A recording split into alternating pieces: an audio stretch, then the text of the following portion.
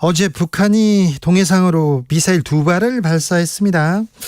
한미 연합훈련이 있는데요. 북한 최근에 남반부 영토를 점령하겠다 이런 얘기를 하면서 전군 지휘 훈련도 했는데요.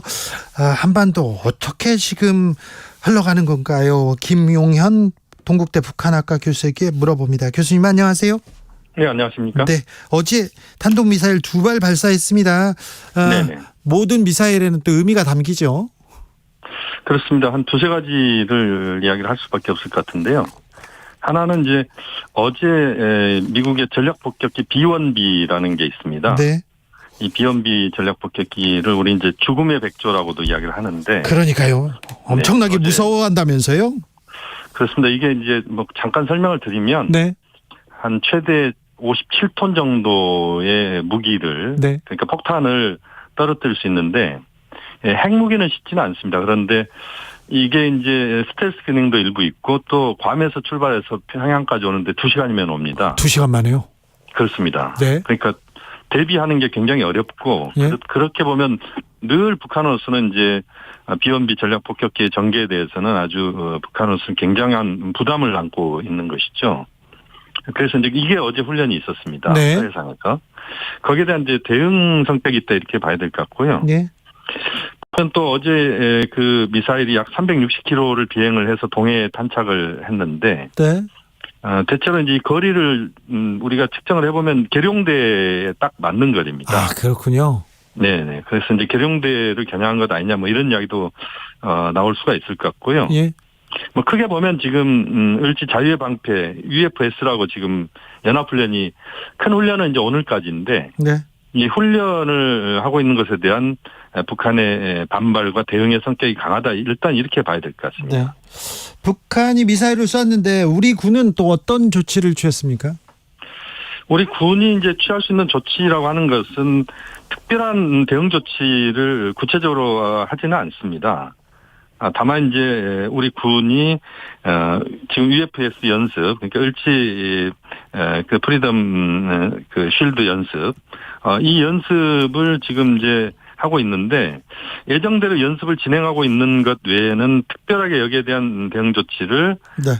따로 하고 있지는 않다. 다만 이제 북한의 추가적인 도발이랄지 여기에 대한 대응은 이제 좀 더 촘촘하게 거기에 대비하고 있다. 이렇게는 우선 이야기할 수 있을 것 같습니다. 북한이 최근에 남반부 영토 점령, 그러니까 남한 점령 이런 얘기를 하면서 저 훈련을 했다는 사실을 공개했는데요. 이건 네. 어찌 봐야 됩니까? 이게 이제 전군 지휘 훈련이다 이렇게 보시면 되는데. 네. 아마 이제 우리 한미 연합훈련에 대한 대응 성격의 훈련을 북한이 한 겁니다. 네. 과거에도 보면 이제 북한이 한미 간에 큰 훈련이 있으면 대응 훈련을 북한이 보통 하거든요. 네. 왜냐하면 이제 보통은 북한으로서 느끼는 상당한 부담은 한미 훈련이 곧 전쟁으로 가는 것 아니냐 이런 것에 대한 부담을 북한들 갖고 있어서. 북한은 한미 훈련만 하면 그렇게 또 히스테리를 보여요? 그건 뭐 대체로 한미 훈련의 규모가 워낙 크고. 예. 또 물론 방어훈련적 성격이 강합니다만 이제 최종적으로는 이제 진격훈련도 포함됐기 때문에 북한으로서 이제 부담을 가질 수밖에 없고 특히 미군의 전략자산들이 이제 전개가 되지 않습니까? 네. 어제도 사실 그 죽음의 백조의 등장은 이제 전략자산의 등장이다 이렇게 봐야 되거든요. 네. 그렇기 때문에 이제 북한으로서 상당한 부담을 안는 것이다 이렇게 봐야 될 것 같고 그래서 이제 그것에 이제 대응하는 훈련으로서 전군 지휘 훈련을 하는 것이고 그 과정에서 남반부 전 영토를 점령하는 그런 가상훈련을 북한도 했다 이렇게 지금 보도를 하고 있는 것인데 네. 역시 이제 남측과 미국에 밀리지 않겠다는 차원에서 이 강대강의 대결 또는 대응을 하고 있다 이렇게 보시면 될 것 같습니다. 예. 최근에 김정은 위원장이 깡패 우두머리라고 한미일 정상을 비난했습니다. 이 부분은 어떻게 해석해야 될까요?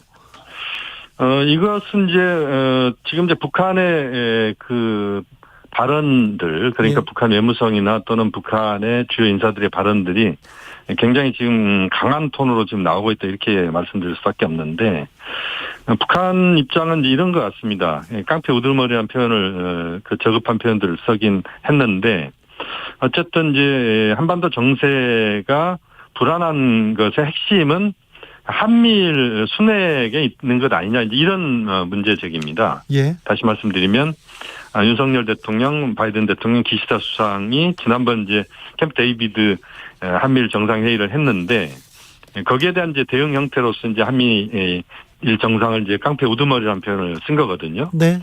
결국 지금의 상황에서 한 번 밀리면 한미일에 계속 밀릴 수밖에 없는 게 현재의 구도가 아니냐 그런 차원에서 네. 우선 강하게 좀 대받아치고 그 과정에서 북한 내부의 결속도 꾀하는 뭐 이런 차원에서 좀 거친 표현들이 나오고 있다 이렇게 우선 봐야 될 것 같습니다. 근데 한미일 이렇게 공조하고요. 동맹으로 간다고 얘기하고 그리고 한미 연합훈련 이렇게 나오는데 네. 북중러 이렇게 연합훈련 할까? 북한이 중국과 또 군사적으로 또 더 단단히 묶일까? 그거 걱정됩니다. 그 가능성들은 이제 군사훈련까지 가는 것은 쉽지는 않을 것 같습니다만 어쨌든 한미일이 강화되면 거기에 대응해서 북중러가 또 결속하는 것은 네. 그것은 현재로서는 그렇게 갈 가능성이 매우 높다고 봐야 되겠습니다.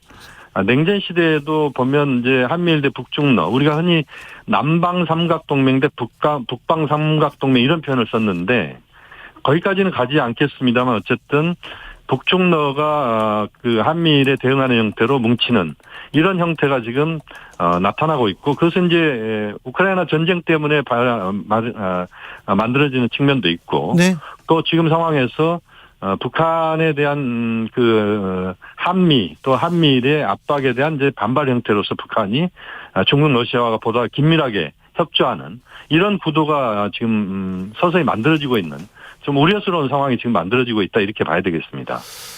지난번에 러시아 국방장관이 전쟁 중인데 북한을 방문했어요. 그 쇼이구 국방부 장관 다녀간 이후에 러시아와 북한 군사적으로 교류하는 거 아니냐, 무기 교류하는 거 아니냐 이런 걱정 드는데요.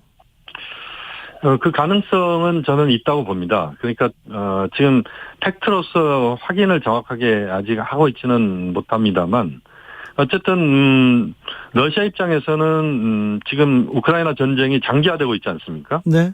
그렇게 보면 전쟁 물자 특히 포탄이나 이런 부분이 이제 부족한 것으로 저희들이 파악하고 있는데 그 과정에서 이제 북한 쪽에 그 전쟁 물자들이 러시아 쪽으로 가고 그다음에 러시아가 북한에 줄 수 있는 것들이 대체로 보면 식량일 가능성이 높습니다.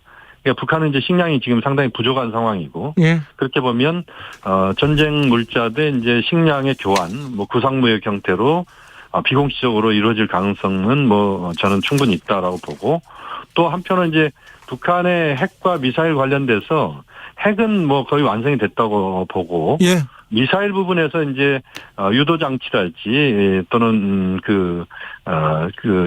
여러 기술적인 부분에 있어서 좀 북한이 좀 부족한 부분들 이런 것들이 러시아로부터 좀 도입될 수 있다 이런 우려는 저는 충분히 할 수 있다고 봅니다. 알겠습니다. 북한 후쿠시마 오염수 방류에 대해서는 어떤 반응 보입니까? 지금 이제 오염수 방류에 대해서 외무성 대변인이 지난 24일 날 한 이야기를 보면 인류에게 핵 재난을 씌우는 반인륜적인 범죄이다 이런 이야기를 했고 주변 핵 위협을 일본이 이야기하는 것은 이중적인 면모다 태도다 이런 이야기까지 했습니다. 지금 이제 북한이 구체적으로 오염수 방류에 대해서 이야기를 하고 있지는 않습니다만 외무성 대변인 성명을 통해서랄지 북한 언론을 통해서는 반발하는 모습이 지금 계속 나오고 있는 건 사실입니다. 네. 말은 바로 했다 이렇게 분석하는 사람들도 있습니다. 저 마지막으로 하나만 묻겠습니다. 짧게 묻겠습니다. 네. 김정은 위원장 또 딸 김주애 이렇게 데리고 나왔던데 공식석상에 왜 이렇게 데리고 나오는 거예요?